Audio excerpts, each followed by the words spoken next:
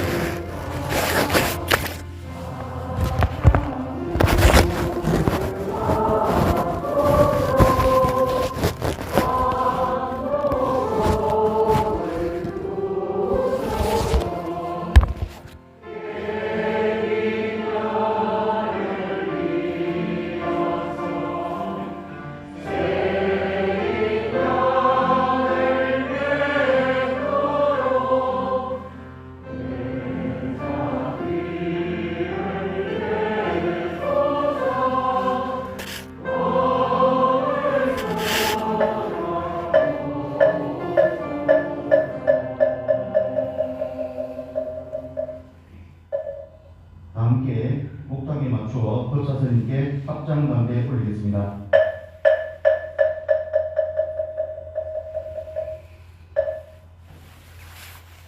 신부님께서는 모두 자리에 앉아주시기 바랍니다. 오늘 법문을 해주실 법사스님은 여수 후대사이시고 동주의 사무실장이신 박보선 스님이십니다.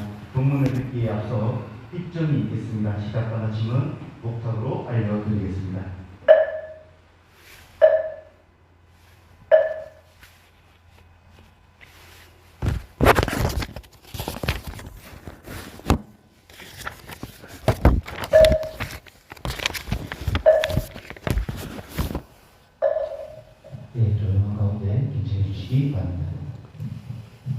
네, 사명사 불자 여러분, 올 한 해 만사 형통하시고 대운 대통하시고 뜻하는 소원 다 이루시고 좋은 일 가득하시기를 바라겠습니다. 여러분 안녕하세요.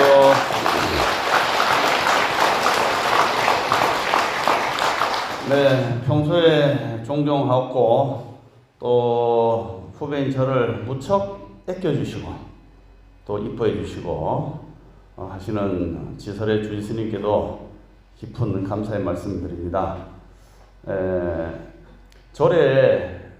절에서나 또는 바깥에서도 보면은 소위 라인이 있죠. 라인. 군대 가면은 줄을 잘 쓰면은 취사병으로 갈 수 있고 아니면은 1호차 운전병으로도 빠져서 당나라 군대 같이 잘 보내는 데도 있고, 줄을 잘 못 쓰면은 전방에 GP 이런 데 들어가서 고생하다가 오는 사람도 있습니다.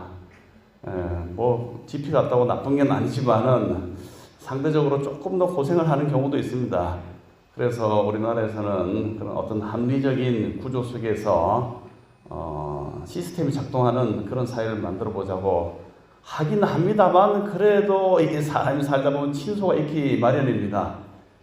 절에서는 이제 그런 게 없는데, 굳이 얘기하자면은 제가 주지스님의 본명이 설해 주지스님이지 않습니까? 그래서 소위 이제 설 라인이다 해서 설 라인에 몇 명 없습니다. 근데 설 라인에 1번에 해당되는 퍼스트가 덕준 스님이시고 제가 두 번째입니다. 그래서 항상 저를 또 두 번째 이렇게 불러주시고 또 챙겨주시니 저도 상당히 감동을 많이 받습니다. 그래서 저도 잘 모셔야겠다 이렇게 항상 생각하고 있는데, 하여튼간 뭐 저를 이렇게 또 이뻐해 주시고 오늘 이렇게 또 불러주신 주주스님, 올 한 해 또 내내 법책 강령하시고 앞으로도 저를 많이 예뻐해 주세요. 큰 박수 한번 보내주시기 바랍니다.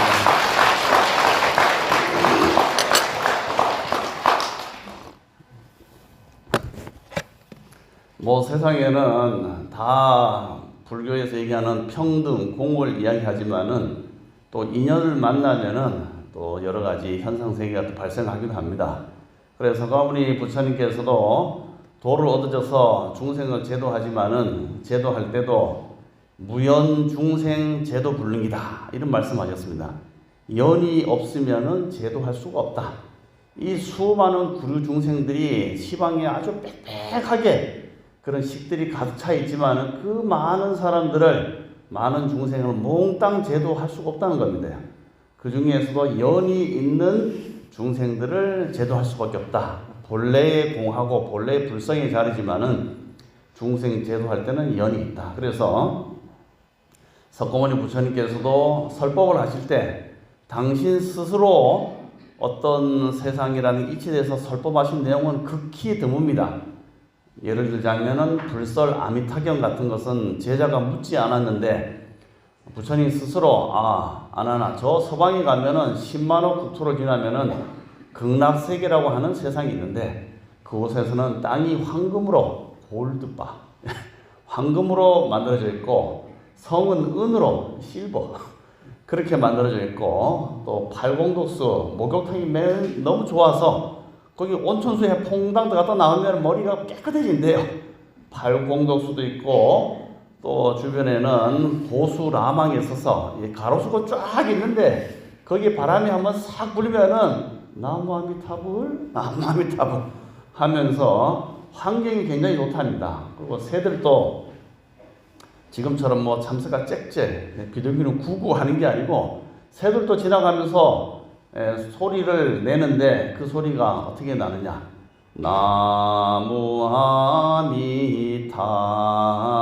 나무아미타불 나무아미타불 요렇게 운답니다. 그렇게 환경이 이제 좋은 곳도 있습니다. 그래서 우리가 이제 이렇게 살고 있는 이 지구, 우리 환경 속에서도 본래는 다 공하지만은 또 연을 만나서 부처님께서도 법을 설하시고 중생을 만나고 우리가 사람 사이에서도 다 인연이 있으면은 그 인연을 따라서 모이고 흩어지지 않습니까? 오늘 또 법회날이라고 정해졌고 또 이 자리에는 우리뿐만 아니고 수많은 불보살님과 호법신장님들이 인연을 따라서 이곳에 온 분들한테 그냥 갈 수 있느냐? 우리가 뭐 결혼식이라든지 어떤 행사장에 가면은 손에 뭐 들려줘서 가잖아요. 아이고 오셨는데 이거 좀 들고 가 있어. 그런 것처럼 이 도량에 와서 부처님 법을 공부하고 예배를 드리면 공짜가 없습니다. 다 연을 일으켰기 때문에 그런 가피와 복을 받습니다. 특히나 1년 계면년이 이제 시작이 되었죠. 그래서 우리가 계면년에 본산도 참배하고 아까 회장님 말씀대로 여러 가지 불공을 올렸는데 뭐 그거 안 올려도 안 되냐 내 마음이 부처지 이렇게 생각하는 분들도 개중에는 있어요. 여기는 안 계시지만은 그렇지만은 한번 가만히 한번 생각해 보세요. 내 마음은 이곳저곳 두루두루 미국에도 갈 수 있고 호주에도 갈 수 있지만은 우리 몸은 그렇게 움직입니까? 우리 몸을 가만히 생각해 보면은 우리 몸은 부모로부터 엄마 아버지로부터 비롯돼서 내 몸이 생겼고 내 몸이 유지되기 위해서는 땅에 나는 여러 가지 물질들, 음식들 이런 것들을 먹어서 계속 유지가 되지 않습니까? 그리고 밤이 되면은 자고 아침이 되면은 또 일어납니다. 오늘 오다 보니까 안개가 많이 꼈더라고요. 그래서 다들 새벽에 나오는데 깜빡이를 키면서 오고 있습니다. 근데 낮에 오면은 그런 게 없죠. 시기와 조건에 따라서 환경도 달라집니다. 그래서 그런 어떤 여러 가지 이치를 살펴보니 한 사람이 이 세상에 살 때 방향으로 따지자면은 지금같이 우리가 있는 곳에서 북쪽으로 이사를 가게 되면은 우리가 지금 작년, 이민년, 올해 개묘년, 내년은 갑진년이죠. 동쪽으로 와 있습니다. 방향이. 그러면은 지금 들판에 이렇게 다니다 보면은 들판에 작년 가을에 논농사를 지어서 그 벼를 다 거두고 거기다 하얀 그 볏짚을 이렇게 말아놓은 거 보이죠? 거기다가 바로 농사 짓고 바로 심으면은 싹이 잘 나고 결실이 있습니까? 네, 거름도 하고 좀 휴게 옮기다 해서 땅을 좀 씌워줘야 되잖아요. 그런데 어떤 사람이 욕심이 앞서서 나는 그 땅에다 바로 곡식을 심어서 뭔가 얻으려고 하면은 뜻은 있지만은 결과가 그렇게 좋지 않다고 볼 수 있겠죠. 마찬가지로 북쪽으로 내가 있는 자리에서 북쪽이라는 것은 지나온 해, 자축 지나온 자리이기 때문에 그쪽으로 이사 가면 먹을 게 없어요.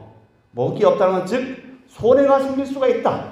파종값도 안 나온다. 이렇게 볼 수 있겠죠. 그렇기 때문에 현재 있는 자리에서 북쪽으로 이사 가면 안 좋다. 이렇게 얘기를 하는 것이고, 서쪽은 뭐냐? 서쪽은 올해가 묘잖아요. 개묘년. 그런데 개묘년이 이게 목의 기운이 활성화될 때 시작이 뭐냐 하면은 서쪽 방향이에요.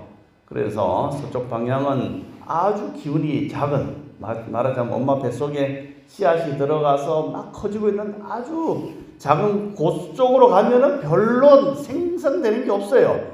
그렇기 때문에 서쪽 방향으로 이사 가지 마세요 하고 하는 그런 이치가 있죠. 또 얼마 전에 삼재불공 올리셨죠?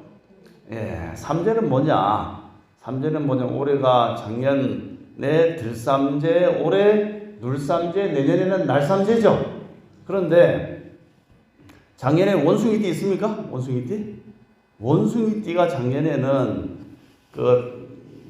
인연이 호랑이하고 원숭이하고 충이 생겨요. 인신충. 그러니까 잠깐 변동이 생기기 때문에 그럴 때는 좀 조심해라. 올해는 뭡니까? 묘죠. 자묘 형살이 생겨요. 그래서 이제 부딪힌 일이 생기기 때문에 그에 해당된 띠들은 좀 조심해라. 내년에는 또 진, 용에 해당되는데 같은 용끼리 용이 뭐냐면은 흙으로 얘기하면은 차륵 진흙 같은 물컹물컹한 땅이에요. 물컹물컹한 땅에 서로 겹치면은 절퍽거려서 뭐 되는 게 없어요. 그렇기 때문에 들삼재, 눌삼재, 그다음에 날삼재는 서로 좀 조심해라.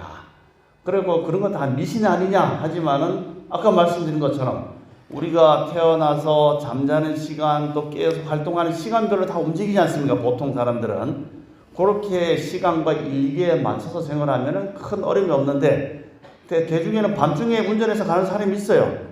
그러면 안개가 끼면 아무래도 위험하겠죠, 이게.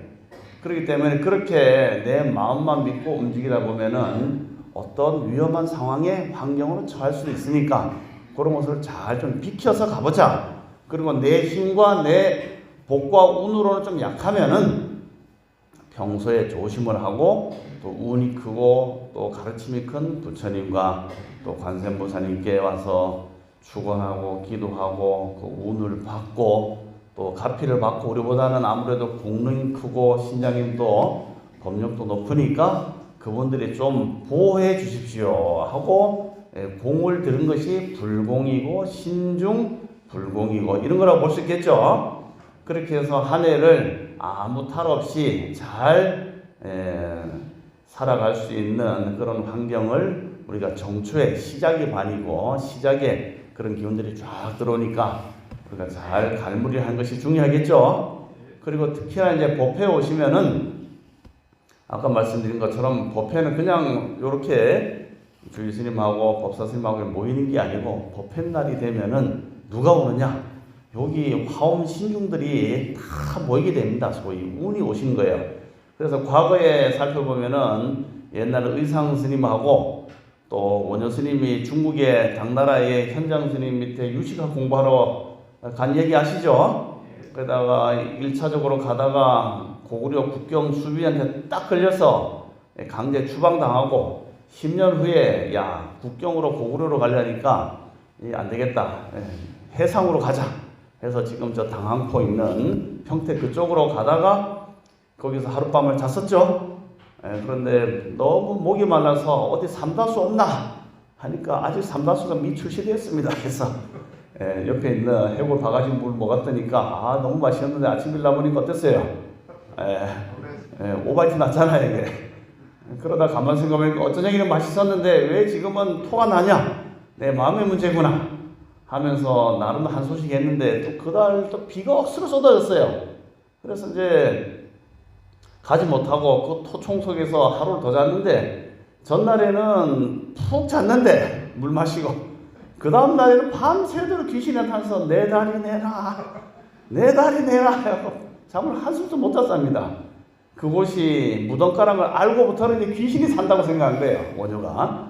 그래서 밤새도록 잠을 못 잤는데 뜬 눈으로 일어나서 생각해 보니까 아 여기에 뭐가 있다 생각하니까 그때부터 번뇌가 생겼구나 그래, 심생즉 종종 법생이고 심멸즉 종종 법멸이다. 마음에서 일으키면은 그것이 번뇌가 되고 그것이 나한테는 작용을 하는구나. 마음을 쉬어버리면은 그런 것도 다 사라지는구나. 우리가 삶을 살아가면서 사람 사이에 밉다 곱다 하는 것도 결국은 내 마음에서 일어난, 최종적으로 내 마음에서 일어난 작용 아니겠습니까?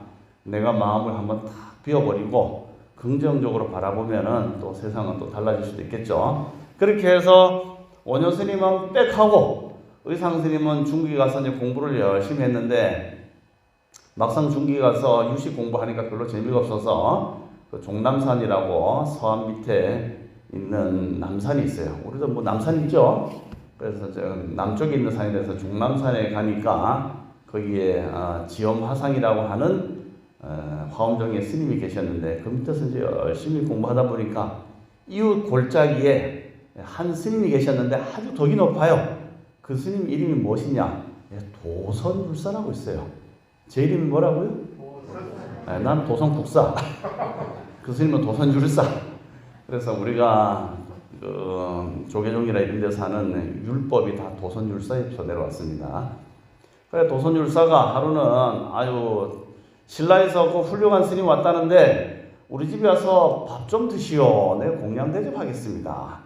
그런데 그 도선율사가 이렇게 큰 소리 친 것은 다른 게 아니고 자기가 평소에 공부를 열심히 하고 율을 잘 지키니까 하늘에서 천녀들이 천공을 항상 내려보내줬어요. 특별식을 항상 먹었던 겁니다. 근데 왜 그래 천공을 먹게 됐냐면은 워낙 산골짜기에 있으니까 밥이 배달이 안 돼. 배달의 민족.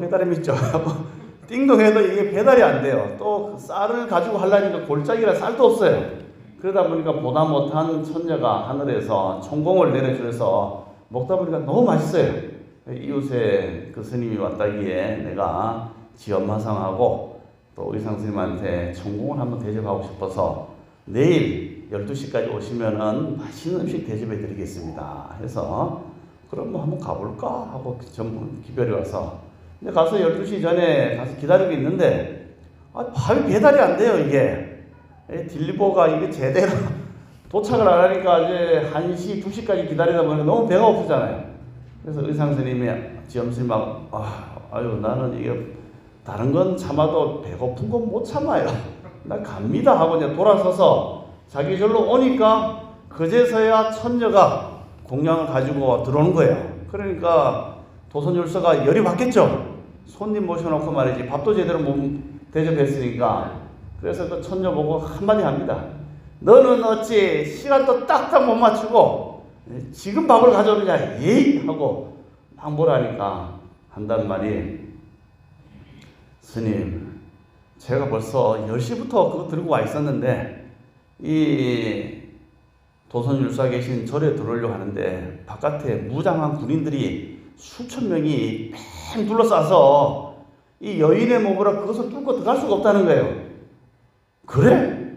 어떤 무장이든 하니까 화엄경에 나오는 수많은 화엄 신중들이 그 스님들을 뺑 둘러싸고 있더랍니다. 그런데 그 스님이 12시 넘어서 1시 돼서 가니까 비로소 자리가 나서 왔습니다. 그제서야 이 도선율사가 내가 율은 잘 지키지만은 이 의상 스님과 지엄화상 주변에는 화엄 신중들이 이렇게 수많은 신중들이 빽빽하게 옹호하고 있구나 하는 것을 알고 그 다음날 다시 초청하게 됩니다. 그래서 요번에는 신장 좀 데리고 오지 마시소 해서 그래도 뭐 따라왔지만은 일단 공양을 받았으니까 그래서 하루 좀 보관해 놓다가 천공은 빨리 안 상한답니다. 쉬지 않는데. 그래서 그 다음날 맛있게 먹었다. 그래서 그 소식이 우리나라에 전해져서 우리나라에 있는 모든 사찰은 법화종이든 성태종이든 선종이든 율종이든 절에 가보면은 다 누가 모셔져 있느냐? 여기에 계시는 화엄 신중 계시죠? 이게 화엄경에 등장하는 39분과 좀 거기다 이제 추가로 104위라 해서 104위 신중들이 다 모셔지는데 그분들이 이와 같이 법회를 하거나 또 불공을 올리거나 하면은 각각의 보살님들, 불자님들 위해서 다 옹호 성중이 되어서 그 사람들이 어려운 일을 당하지 않고 손이 있으면 빨리빨리 이루어지는 그런 중요한 역할을 하기 때문에 종파를 막론하고 우리 한국 불교에서는 다 화엄 신중단을 모신다. 참고로 중국에 가보면 화엄 신중단이 없어요. 절에 들어가보면 뭐가 있습니까? 제일 앞 입구에 화엄 신중은 아니지만은 뭐가 있습니까? 위태 천자 한 분 계시고 미륵보살, 저기 포대화상 그려져 있고 16 나한들이 쭉 있지 화엄 신중들이 없습니다. 그래서 이와 같이 우리가 불공을 하고 절에 오면은 신중님들도 이곳에 다 같이 운집해서 우리 불자님들한테 다 가피와 운을 주시니까 법회 날에는 빠지지 마시고 다 오셔서 우리 가족과 내 자신의 안위와 또 보정과 소원을 위해서 꼭 오셔야 되겠죠? 네, 오늘 참 잘 오셨습니다, 여러분.